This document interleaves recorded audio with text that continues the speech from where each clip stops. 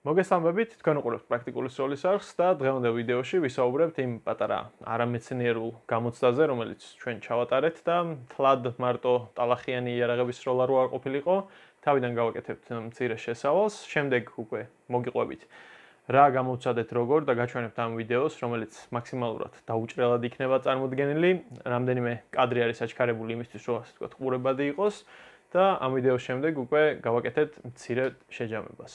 მსგავსი ვიდეოები, ეგრეთ წოდებული MUD ტესტები, ამ ბოლო პერიოდში გამოჩნდა YouTube-ზე, მათ შორის საკმაოდ ცნობილ არხებსაც უდევთ და მათი ინსპირაციით მოხდა ნაწილობრივ ესეც. თუმცა ესეთი ვიდეოები, ანუ ახსნა განმარტების გარეშე, მაინც ესეთ უცნაურ წარმოდგენას ქმნის ხოლმე და ბანაკი ყოველთვის ორად იყოფა. ამ შემთხვევაში ჩვენ რა თქმა უნდა საუბარი გვაქვს ისევ Ar-ის ანუ M16-ის სისტემაზე, კალაშნიკოვის სისტემაზე და ყოველთვის ბანაკი ორად იყოფა, რომ ერთი ჯობს მეორეს და ასე ვთქვათ, რადიკალური პოზიციები დგება. თუმცა უფრო ღრმად არის ასე ვთქვათ პასუხი და რაღაც კომპრომისებზე გადის ის შედეგები, რასაც ამ მსგავსი ტესტებით ვიღებთ. ანუ ჩვენ როცა ვლაპარაკობთ, რატო უნდა ჩავაგდოთ იარაღი ტალახში, ხო? ყველაზე მარტივი პასუხი დღეს ალბათ, ანუ ჩავაგდოთ, ეს რა თქმა უნდა გამოცდა, მაგრამ რა დროს შეიძლება იარაღი მოხდეს ასეთ პირობებში. თუ დავაკვირდებით დღეს მიმდინარე მოვლენებს უკრაინაში რუსეთის აგრესიას, განსაკუთრებით ბახმუტთან მიმდინარე საბრძოლო მოქმედებებს, არაერთი ვიდეო დევს, არაერთი სურათი დევს, მათ შორის, სადაც აკას სისტემები რა თქმა უნდა ძალიან გავრცელებულია, ბოლო ცნობილი ვიდეოც ეგრეთ წოდებული პრედატორის, რომელიც თავს იგერიებს რუსების დესანტისგან, იქაც ძალიან კარგად ჩანს, როგორ ყრია სანგარში პირდაპირ ეს იარაღები და მათ იყენებს ყოველგვარი დროც კი არ აქვს იმისთვის, რომ მოაწესრიგოს, ხო? ასევე იყო სურათი, სადაც ძალიან ისე ბიუჯეტურად გაწყობილი Ar-ი ტალახში პოზიციაზე დგას და შესაბამისად რეალურად ასეთ სიტუაციებს შევხვდებით. რა თქმა უნდა, ხა სამოქალაქო მსვლელები მშვიდობიან პერიოდში მსგავს დონეზე იარაღს თავის თუ ვერ მივიყვანთ, რომ მაქსიმუმ წავიღოთ სადაც ლაშქრობაზე, შეიძლება ჩავივარდეს სადმე ტალახში და ისიც წყნარ სიტუაციაში, ასე ვთქვათ, ეს პრობლემები არ დგას. თუმცა საბრძოლო სიტუაციაში ყოველთვის იარაღი ძალიან მაქსიმალურ, ასე ვთქვათ, პირობებში შეიძლება მოხდეს და სწორედ ამიტომაც იყო ყოველთვის, როცა მსოფლიო არმიები შეიარაღებაში იღებდნენ კონკრეტულ რაღაც მოდელს, ითვალისწინებდნენ როგორც, ასე ვთქვათ, ტალახიან პირობებს, როგორც ქვიშის პირობებს უდაბნოში, როგორც გამყინვარებას, საპოხზეთებზე და ასე შემდეგ. ანუ ეს ყველაფერი და თან ის სისტემები, რომელსაც ჩვენ განვიხილავთ, ეს არის ფაქტიურად ნახევარი საუკუნის წინ მიღებული შეიარაღებაში, შესაბამისად არაერთ საბრძოლო კონფლიქტში არის ერთის და მეორეც ნამყოფი და ამ მიმართულებით გასატესტი. მაგრამ ჩვენთვის სამოქალაქოებისთვის, განსაკუთრებით საქართველოში, სადაც რესურსები, ასე ვთქვათ, ვიდეო რესურსები თუ ისეთი იარაღთან დაკავშირებით რესურსები შედარებით მწირია და ყველა არ ფლობს უცხო ენას, რუსულს თუ ინგლისურს, რომ იქაურ ვიდეოებს იყუროს და ხშირად ეს ვიდეოებიც არ არის ხოლმე ამოწურვადი და უფრო იმაზეა გათვლილი, რომ რაღაც კონკრეტულ იმაზე, ასე ვთქვათ, clickbait-ი იყოს და თქვა, რომ აი, აკა ჭედავს ან პირიქით M4 ჭედავს. შესაბამისად, ჩავთვალეთ საჭიროდ, რომ ეს ვიდეო ჩვენც გადაგვიღო და ასეთი პროტოკოლიც ჰქონდა, რა უნდა გაგვეკეთებინა რის შემდეგ.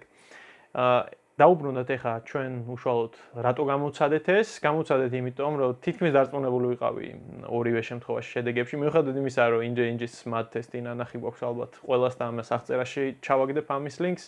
ანუ ფაქტიურად დარწმუნებული ვიყავი, რომ იგივე განმეორდებოდა, უბრალოდ ქართველი მაყურებლებისთვის საინტერესო იქნება ეს ქართული გაღმოვანებით, ასე ვთქვათ და ქართული ტალახით რაც თავარი.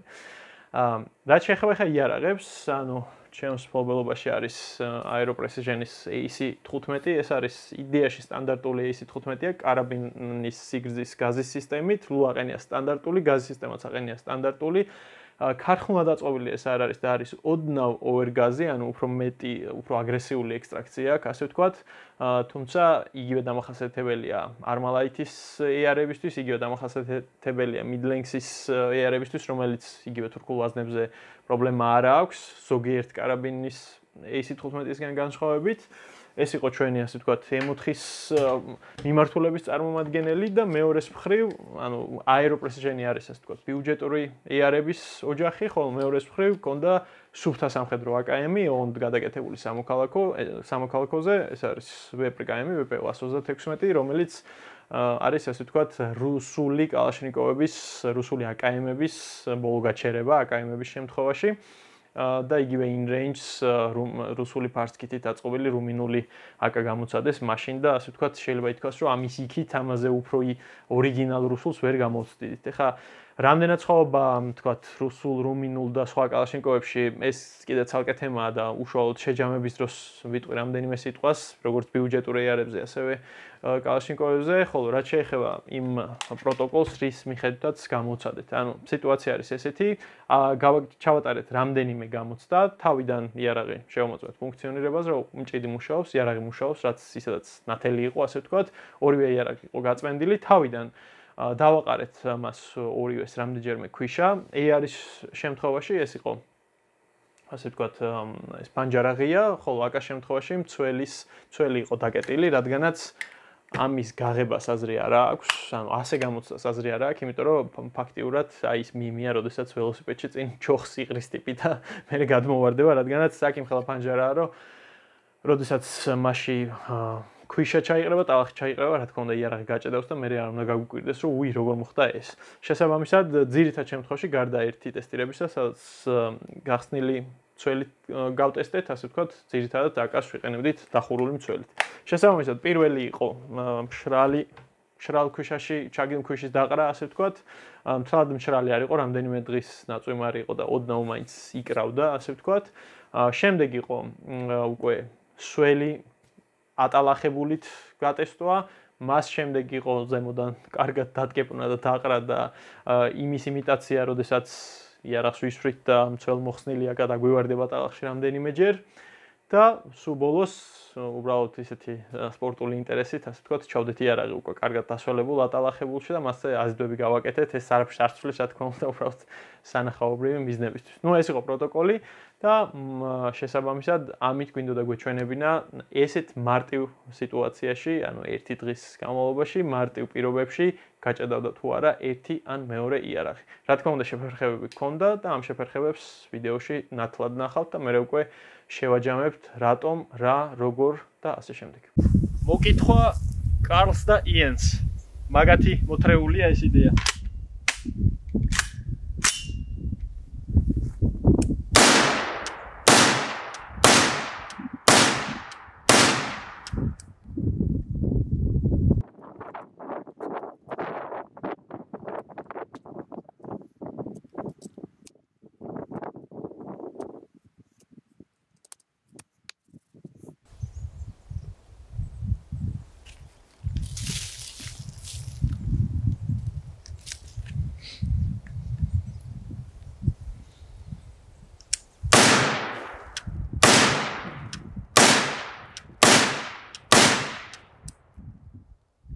კიდე ერთხელ ვიმეორებთ. იყოს.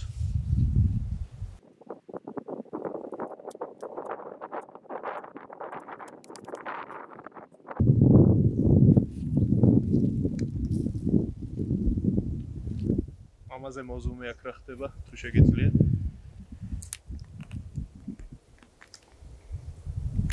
იგარი. ოკეი, გავგრძელოთ.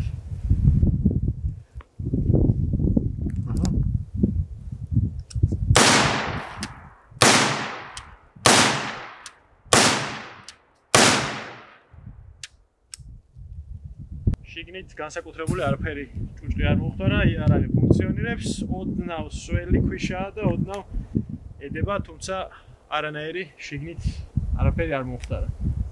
შემდეგი არის ვეპრი 762-39-ზე, ზუსტად იგივე, 5 გასროლა, მიწის დაყრა, 5 გასროლა, მიწის დაყრა. ცველს დავტოვებთ აწეულს. შესაბამისად, ერთადერთი სადიდანაც შეიძლება აქ ნაწილაკები მოხდეს არის ზუსტად ეს. თავიდან გავაკეთებთ ეს.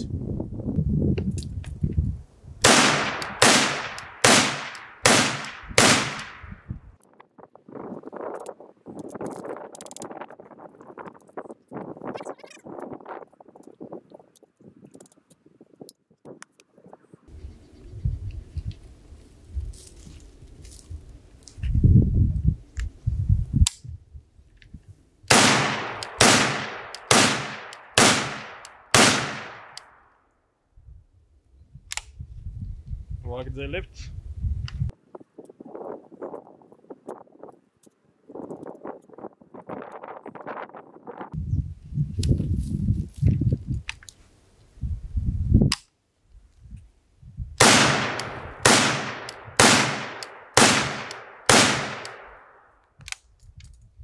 უპრობლემოდ.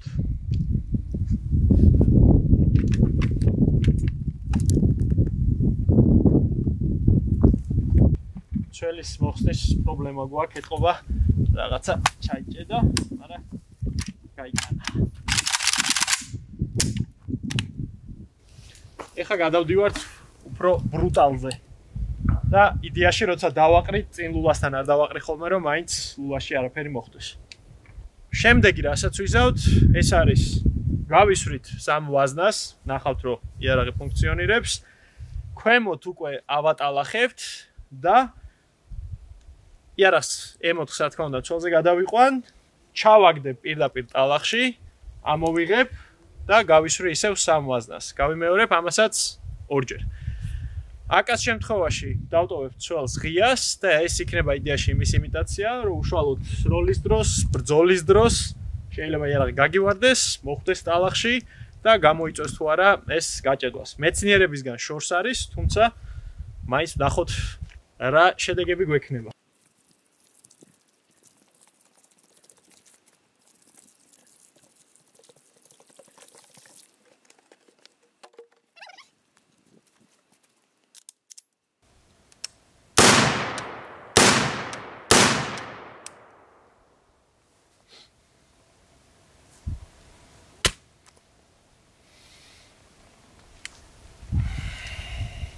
ერთი არ ეყოფა.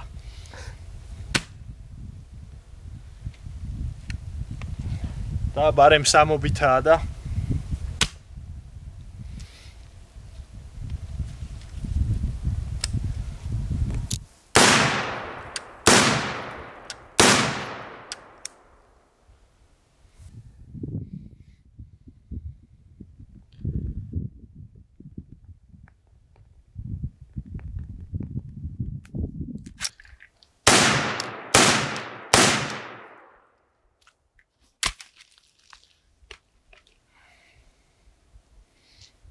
ერთი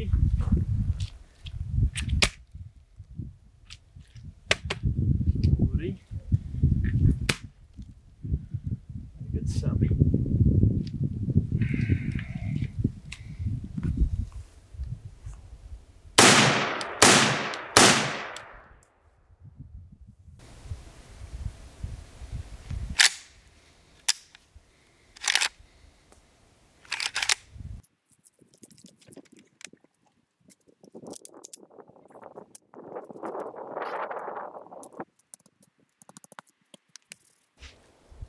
ვისროლოთ.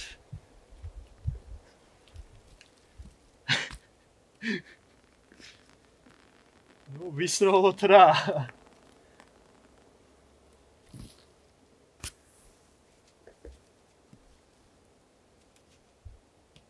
ეგ არის?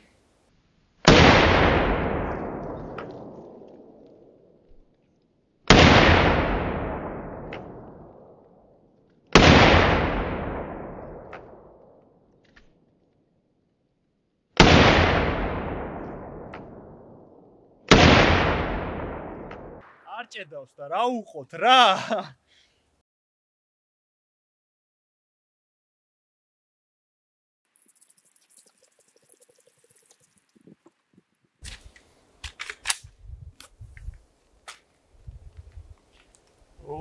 ჩვენი აღარ გვემორჩილება.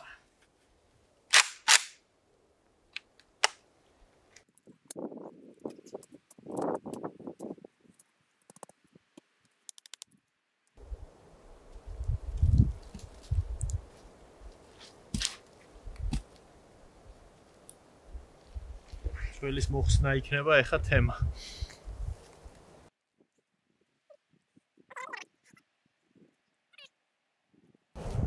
ჩვენის ფირფიტას და იმას შორის ეთყობა გაიჭედა ტალახი. დავასხათ წყალი და თუ გაიტანს ესე ჩავთვალოთ რომ ვითომ მდინარეში გამოვრეცხოთ. ქართული იყოს.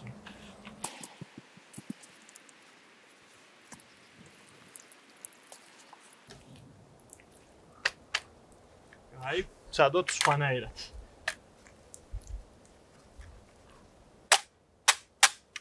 ეგ არის, მოიხსნა. ოკეი. ვისვრი. ცოტა საკეტმა დაიწყო ნელა უკუსვლა. ამიტომ ორ ტყვიას კიდე გავიცვრი. მაგრამ გაიარა სუფთად.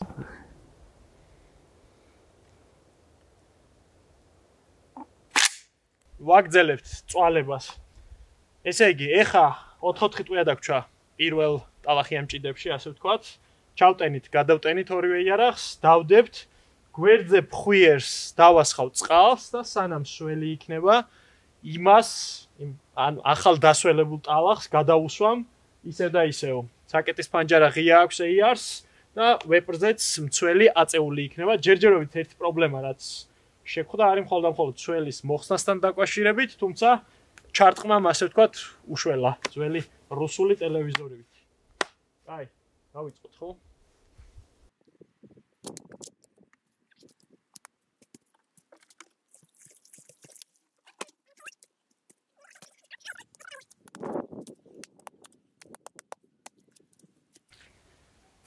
ეს არის ნამდვილი სანგრებში ნაომარი და დაყრილი იარაღის იმიტაცია. ზედა მხარეს არ ჩამოვყრი თქვენის ნებართვით. ჩავთვალოთ, რომ დაფერთხვის დრო არ გქონდა. ოპა, მცველის მოხსნა ცოტა ჭირს. აბა, ვნახოთ რას იზავს. ვისვრი? ოპა. პირველი შეფერხება მივარტყით. გადავტენეთ. რო გადაიტენოს, უნდა ტყვია ამოვაგდოთ. გაუშვით. 1 2 3 ესე იგი, როცა მჭიდი გაუკეთე და გადავტენე, ვიგრძენინო საკეტი თლად ბოლომდე არ იყო მისული. შეგვეძლო მიგვერტყა კიდევაც, მაგრამ გადატენვა ვარჩიე. გავათავისუფლე და იდეაში ისროლა. ეხლა ვნახოთ აკაზე.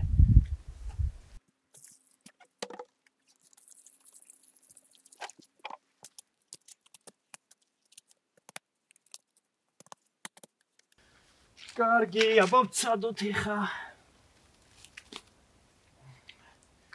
ნახოთ რას იზავს. ძველი ისევ მოხსნათ ჩამორტყმით. ძველი მოიხსნა. ვისვრი? ოპა, სავარაუდოდ საკეტი არ მივიდა ბოლომდე, რადგანაც გაიჭედა იქ რაღაც. ეხა მოხსნით მჭიდს და ვცდით, რომ ბოლომდე მივიყვანოთ. მჭიდი მოხსენით. ოპა, საკეტი გაიჭედა. აქეთ მხარეს მოწიე. არა. აჰა. საკეტი თითქოს დადის. აბა ვნახოთ, თქჩა 2 ვაზდა. არა. მივიყვანეთ ბოლომდე. ვისვრი? ეგ არის. ასე თუ ისე მაინც ბოლომდე გაიარა ჩვენმა აკამაც ტესტი ხელის წარწყმის მერე დაძალებით, მაგრამ მივიდა ბოლომდე. ეგეც თქვენი საიმედოობა ერთიც და მეორეც. თითო გაჭედვა, თუმცა არასერიოზული, რადგანაც ორივე მოვაგვარეთ.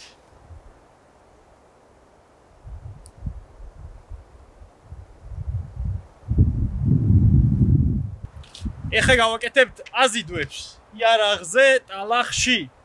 და ნახოთ რას იზავს.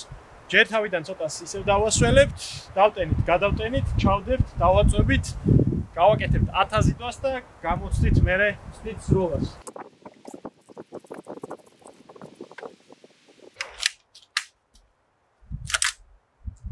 საკეტი ბოლომდე არ მივიდა. პრობლემები გვაქვს სიღრმეებში.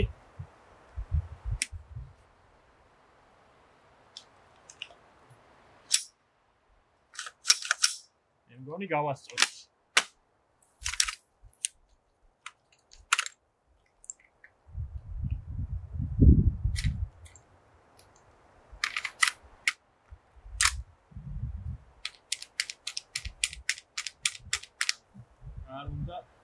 მისულა.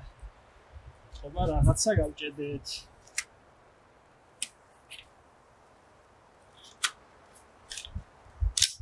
ესე იგი, ჭიდის გარეშე ბოლომდე მიდის, ჭიდთან ერთად ბოლომდე არ მიდის. ვიცით კიდე ერთხელ შანსი.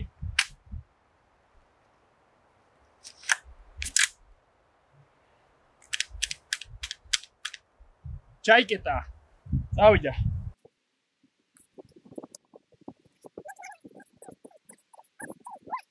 ათი.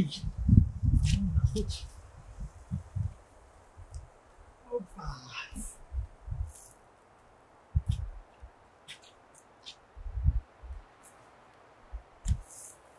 აჰა, ჩვენი მოიხსნა.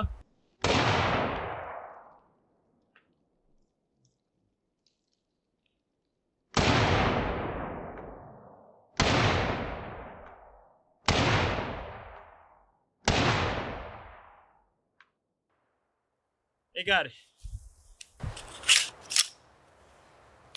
ასხლეტვას აკეთებს შეუულებრივად ცოტათი უჭირს მცველს და ცოტათი უჭირს საკეთს. ყოველ შემთხვევაში ასეთი ტალახიანი მაინც მუშაობს.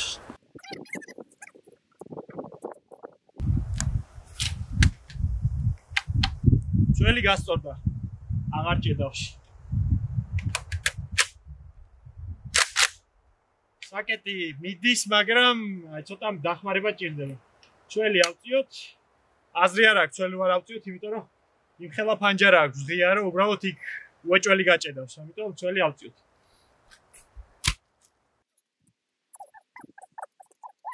ათი.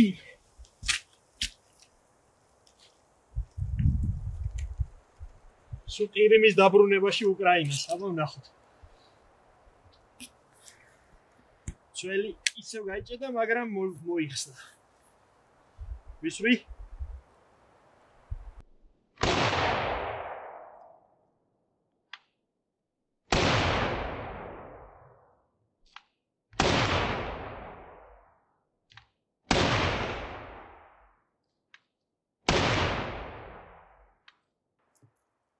მუშაობს.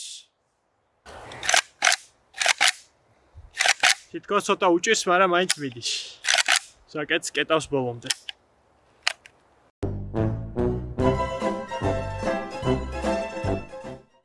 ნუ მაქსიმალურად შევეცადეთ ეს გამოცდის ვიდეო გადაგვეღო ჭრების გარეშე და იდეაში თვითონ სროლის მომენტი არ არის დაჭრილი. მხოლოდ ერთხელ იყო შემთხვევა, როდესაც გადატენვის დროს რატომღაც თან ვიგრძენი რომ საკეთი AR-ზე, ტალახიან AR-ზე უკვე საკეთი ბოლომდე არ მივიდა, მაგრამ მაინც დავტოვე და შემდეგ ნახეთ ვიდეოში რომ ასე ვთქვათ, გამეორება მომიწედა ვაზნის ამოგდება. თუმცა ორივე იარაღზე ქონდა ერთი და იგივე სიტუაცია. ორივე შემთხვევაში შეფერხება მოგვარდა ასე თუ ისე მარტივად, რამაც კიდე ერთხელ გვაჩვენა რომ ეს იარაღები არ ჭედავს და მით უმეტეს იმ ხალხისთვის ვინც რადიკალურად არის განწყობილი, რომ M4 არის არასაიმედო სისტემა, კიდე ერთხელ შევახსენებ, რომ 60-იანი წლების შემდეგ ძალიან ბევრი ცვლილება განიცადა მან, ძალიან ბევრი ესეთი წამყვანი არმიის შეიარაღებაშია და უბრალოდ გამორიცხულია, რომ ეს არ იყოს გამართლებული სისტემა, ხო? რა თქმა უნდა, მას აქვს თავისი რაღაც მომენტებში ნაკლოვანებები, აკასთან შედარებით ის ვერ იქნება რაღაც სიტუაციაში უფრო გამძლე და ამაზეც ერთ-ორ სიტყვას ვიტყვით, თუმცა მთავარი რაც ჩვენმა გამოცდამ გვაჩვენა არის ის, რომ ორივე იარაღი, რომელიც შექმნილია, ასე ვთქვათ, როგორც საბრძოლო იარაღად, არის ძალიან გამძლე გარემო პირობებთან მიმართებაში. ეხლა რა განაპირობებს ზოგადად იარაღის საიმედოობას, ხო? პირველ რიგში, რა თქმა უნდა, ბევრი ფაქტორია. პირველი ფაქტორი რაც არის, ეს არის თვითონ, ასე ვთქვათ, კონსტრუქცია. ანუ რაღაცა კონკრეტული კონსტრუქცია, მაგალითად AR-ის შემთხვევაში ჩვენ გვაქვს პირდაპირ გაზის შეფრქვევა, აქედან გამომდინარე რაღაც შეზღუდვები გვაქვს იგივე ლუაში წყლის ქვეშ გასროლასთან და ასე შემდეგ, რაც რატო გვჭირდება, კიდე ცალკე საკითხია, მაგრამ ყოველ შემთხვევაში გვაქვს ეს შეზღუდვა, ამის გარდა გვაქვს იგივე შეზღუდვა ავტომატურ სროლასთან, იგივე ლატუნის ჰილზა შედარებით მალე ხურდება და გონიათ შემთხვევები, რომ ინტენსიური სროლის დროს, ასე ვთქვათ, ჩატოვებული ლუაში ტყვია შეიძლება გავარდეს თავისით, თუმცა კიდევ და კიდევ ეს თემები უკვე არის ნებისმიერ იარაღს, ნებისმიერი კონსტრუქციის იარაღს აქვს რაღაც თავისებურებები, იგივე აკას სისტემაზეც მსგავსი სიტუაციები გვხვდება. რისი თქმა მინდა მე ყოველ შემთხვევაში ანუ ჯამურად. კონსტრუქცია რა თქმა უნდა განაპირობებს კონკრეტული იარაღების როგორც პლუსებს, ასევე მინუსებს. ჩვენ შემთხვევაში თუ ავიღებთ AR-ის სისტემას და შევადარებთ AK სისტემას, AR-ის სისტემა არის ბევრად უფრო დახურული. ანუ მასში რომ მოხდეს დაბინძურება, ძალიან უნდა მოვინდომოთ. მას აქვს ეს ჩვენი ძვირფასი ეგრეთ წოდებული dust cover-ი, სახელიდან გამომდინარეც dust cover-ი იმას ნიშნავს, რომ არ მოხდეს ასე ვთქვათ, შიგნით ქვიშა და სხვა ასე ვთქვათ, დაბინძურება. შესაბამისად, ეს იარაღი არის ძალიან დახურული და მასში ფაქტიურად გარდა ნამწვისა, რომელიც რამდენიმე 1000-ეული ვაზნის შემდეგ გროვდება, ну ვაზნის ტყვიების ხარისხიდან გამომდინარე, ფაქტიურად არ ხდება. შესაბამისად, თუ არ მოხდა მასში დაბინძურება, ეს იარაღი არ გაჭედავს. მეორე საკითხია ეს ყინვის ტესტები, რომლებიც რუსებმა ჩაატარეს, ანუ წყალი რო ჩაასხეს შიგნით და მერე დატოვეს ყინვაში და არ გავარდა და იქ აკა გავარდა და კაი 1 გავიგეთ, რომ აკა ამაში მაგარია, ну გასაგებიც არის, რადგანაც აკას ნაწილებს შორის გაცილებით უფრო დიდი ფოლხვა და შესაბამისად გასროლის შემდეგ ის რა თქმა უნდა გაისრო და დახურულ სისტემაში წყალს თუ ჩავასხავთ და გავყინავთ ის არ იმუშავებს და რავი მაგაში განსაკუთრებული არაფერი არ იყო. მეორეს მხრივ ანუ ტალახიდან გამომდინარე დახურული სისტემა რა თქმა უნდა უფრო უკეთესია. ესე ვამბობთ ხოლმე მოკლედ რომ AR-ი ძნელად ჭედავს, მაგრამ თუ გაჭედავს შედარებით ძნელად მოსაგვარებელია თვითონ იმის გამო რომ არის დახურული სისტემა და ნუ მოგვიწევს ან წყლით გამორეცხოთ, როგორც ჩვენ ვიდეოში ყველაზე მარტივი არის ხოლმე მაგ დროს წყლით გამორეცხვა, ან დავშალოთ და ამის დრო თუ გვაქვს სიტუაცია, რა თქმა უნდა, შესაბამისად გავწმინდოთ ხარისხიანად. თავდაპირველად M16-ის შაშხანებზე იყო სულ სხვა პრობლემები, სულ სხვა სიტუაციიდან გამომდინარე, ერთხელ გაუწყდა სახელი მას ვიეტნამის ომის დასაწყისში. ამაზეც ჩვენ ალბათ ვიდეოს ჩავწერთ, სადაც ამ ისტორიას გავივლით. შეძენილი გვაქვს ასე ვთქვათ ეს წიგნები ამასთან დაკავშირებით და დეტალურად ქართულად მოგიყვებით რა და როგორ მოხდა ვიეტნამის ომის შემთხვევაში. ეხლა რაც შეეხება AK სისტემას,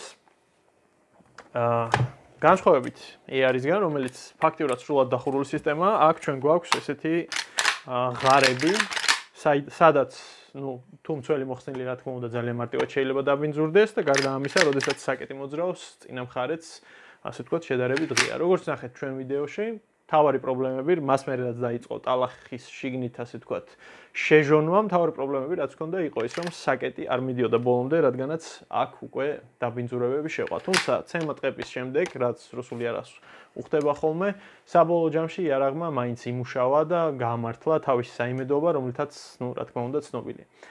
ანუ პირველი რაც ვთქვით, იარაღის საიმედოობას განაპირობებს მისი კონსტრუქციული თავისებურება. შეიძლება იყოს იარაღი ძალიან ზუსტი, ძალიან ერგონომიული, მაგრამ ის იყოს არასაიმედო და ასეთი არაერთი სპორტული და შემცირებული უკუცემის და 1000 ასე ვთქვათ კონსტრუქცია არსებობს, რომელმაც არმიის ტესტები ვერ ჩააბარა, იმიტომ რომ მასში ადვილად ხდებოდა დაბინძურება, ხო?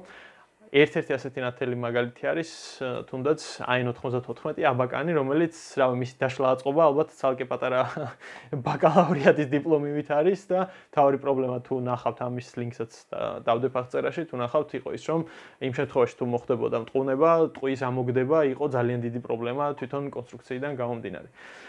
მეორე საკითხი რაც არის, ეს არის რამდენად ხარისხიანად არის დამზადებული. შეიძლება კონსტრუქცია იყოს გამართლებული, მაგრამ იყოს დამზადებული უხარისხოდ. და აქ შემოდის ზუსტად ის ცნება, რაც მე დასაწყისში ვახსენე, ეს არის ბიუჯეტური, მაგალითად AR-15-ები, ბიუჯეტური კალაშნიკოვები. ჩვენ შემთხვევაში ჩვენ ფაქტიურად საიგებთან, ვეპრებთან და ბულგარულ არსენალებთან გვაქვს წვდომა, რომელიც ასე თუ ისე კარგი კალაშნიკოვებია და შესაბამისად ეს პრობლემები არ გვაქვს, მაგრამ მას შემდეგ რაც ამერიკულმა ფირმებმა დაიწყეს ამერიკული კალაშნიკოვების წარმოება, მათ არ გაითვალისწინეს ძალიან ბევრმა ფირმამ თვითონ, ასე ვთქვათ, დეტალების წრთობის დონე, რაც ჭირდებოდა ამ იარაღს, რადგანაც ესეც არის საკმაოდ overgazed სისტემაა და შიგნით ბევრი რაღაცა ეჯახება ერთმანეთს და შესაბამისად საკმარისი სიმყარის უნდა იყოს კონკრეტული რაღაც დეტალები. და ამიტომაც იყო, რომ ამერიკული კალაშნიკოვები არ ვარგოდა ძალიან დიდი ხნის განმავლობაში და ამ ბოლო ხანს, ასე ვთქვათ, დაიხვეწა ეს ინდუსტრია და ეხა უკვე უფრო უკეთესი ხარისხის აკებსაც უშვებენ ისინი. როგორ ეხება ეხა ეს საკითხი AR-ებს და განსაკუთრებულად ეხება ეს AR-ებს, რადგანაც ჩვენ გვაქვს ძალიან დიდი ფასთა შორის სხვაობა და ხარისხთა შორის სხვაობა AR-ების შემთხვევაში. ყველაზე იაფიანი AR-ი, რაც საქართველოში ჩამოსულა, ეს არის DPMS-ის, რომელიც აი მინდა მინდა ვიყო კარგი ეარი იყო ბიუჯეტური და მას ზემოთ შევხვდებით ბიუჯეტურ ძალიან ბევრ ფირმას, Anderson Arms იქნება, Ar-15 იქნება, Armalite იქნება თუ რავი, Windham თუ ასე შემდეგ. და შემდეგ უკვე მოდით მაღალი კატეგორია, სადაც არის BCM, Daniel Defense, FN, Colt და ასე შემდეგ. ანუ ერთის მხრივ თვითონ დიდი განსხვავება არ არის, მაგრამ პირადად ჩვენი გამოცდილებით, რაც ჩემს სამეგობროში ამ წლების განმავლობაში დაგროვდა, ძირითადად ჩვენ რა თქმა უნდა გვაქვს Armalite-ები და Ar-15-ები განსაკუთრებით დიდი რაოდენობით. არის ხოლმე, როცა ბიუჯეტურ AR-ებზე რაღაცები თავისით ტყდება. მაგალითად, გადასატანის სახელური, ოდნავ არასწორი მოქაჩვის გამო გატყდა. რატო? იმიტომ რომ სავარაუდოდ 70-75 ალუმინი არ იყო. ან შეიძლება იყო, მაგრამ არასაკმარისად იყო, ასე ვთქვათ. ყოფილა შემთხვევები, როცა ბოლტის ნაწილები გატყდა. ყოფილა შემთხვევები, როცა ბოლტის, რომელიც მარტივად არ უნდა ცდებოდეს, მისი კბილი მოცდა. ამაზე მე ვიდეოებში გიყვებოდით, ასე ვთქვათ. ანუ ესეთი რაღაცები ბიუჯეტურ AR-ებზე მომხდარა. შესაბამისად, ბიუჯეტური AR-ი თლად ეტალონი ვერ გამოდის იმ სამხედრო ამ mil-spec AR-ისა, მაგალითად, რაც ჩვენ არმიას შეიარაღებაში აქვს, ეს არის დღეს უკვე ეს არის Colt-ის M4A1-ები, რომელიც არის ძალიან კარგი იარაღი, ძალიან მაგარი იარაღი და შესაბამისად არც აღარავინ უჩივის უკვე ჩვენს ჯარში ამ AR-ებს. ჩვენ როცა ვლაპარაკობთ AR-ების ხარისხებზე და დონეებზე, უნდა გავითვალისწინოთ, რას ვადარებთ. დღეს ჩვენ შედარებით დაბალ ბიუჯეტური Ar-15-ი გამოვიყენეთ, მაგრამ მანაც გვაჩვენა, რომ ეს სისტემა არის თვითონ გამართლებული და მუშაობს ძალიან კარგად. ანუ პირველი რაც ვთქვით, ესე იგი ეს იყო კონსტრუქცია, მეორე რაც ვთქვით, ეს უნდა იყოს ხარისხიანი და ხარისხზე კიდე ერთი საინტერესო ისტორიაა.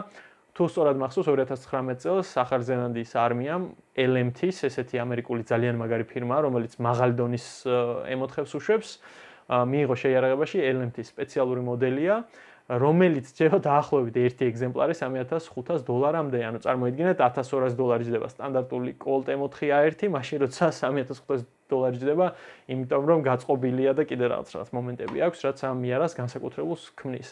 ანუ ერთი შეხედვით არის ძალიან მაგარი იარაღი. და მასიურად გამოყენების შემდეგ აღმოჩნდა, რომ ნემსა ამ იარაღში ტყდებოდა.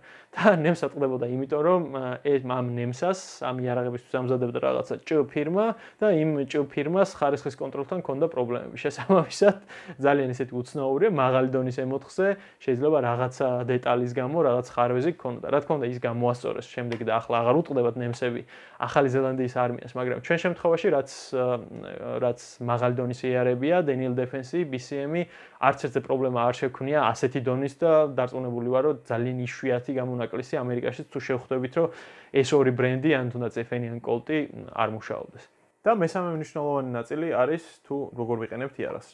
ორივე სისტემას ჭირდება მოვლა, აკას შემთხვევაში გაცილებით ნაკლები მოვლა გჭირდება, არა აუცილებლად რომ მისი დეტალები დაზეთილი იყოს, მაშინ როდესაც AR-ის გაზის სისტემიდან გამომდინარე, უკეთესია ის ყოველთვის დაზეთილი იყოს და შესაბამისად ასე ნაკლები ტყუნება აქვს.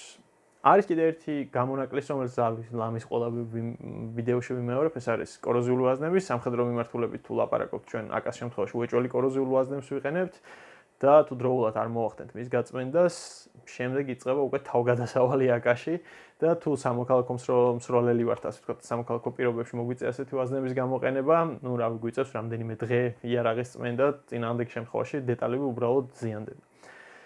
რა მივიღეთ ახლა, ასე ვთქვათ, ერთი იყო უშუალოდ ამ იარაღების დაფიძურება, სროლა, გამოცდა, გადაღება და მეორე იყო მათი წყობრში მოყვანა და რამდენად მარტივი საკითხი იყო ეს. რა თქმა უნდა, ორივე იარაღი ეგრევე მოხდა შხაპში, გაირეცხა კარგად, გამოირეცხა ჩვეულებრივი თბილი საპნიანი წყლით და შემდეგ გაირეცხა უკვე WD-40-ით, რომ არ ყოფილიყო, ასე ვთქვათ, კოროზია.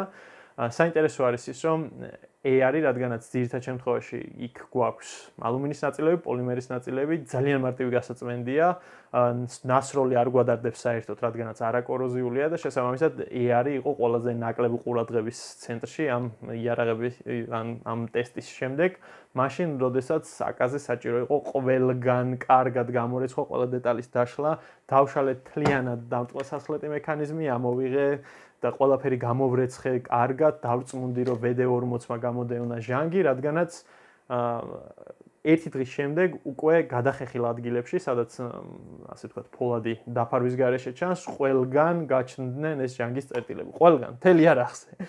და შესაბამისად თავის ფასში თუ იმეს გინდათ. შესაბამისად დაჭირდა უფრო დიდი პროცედურა, გარდა ამისა ის ნასროლი ტყუები რაც იყო საჭირო, ლულაც უნდა გაგვეწმინდა და მოკლედ აკას მოყვანა ისევ სტანდარტულ ვიზუალზე, როგორც ახლა არის, ლამაზი და კოხტა, საჭიროდ დაჭირდა ბევრად უფრო მეტი ჩარევა. საბოლოო ჯამში მაინც სუბიექტურ აზრზე დადის, ვის რომელი ურჩევნია. რა თქმა უნდა, აკა თავის მხრივ თავისი ადგილი მას უკავია და რავი, ალბათ დიდი ხანი არ შეიცვლება ეს სისტემა, რადგანაც რაც კარგია და რაც მარტივია და კარგია და ამაზე დავას არ ვაპირებთ.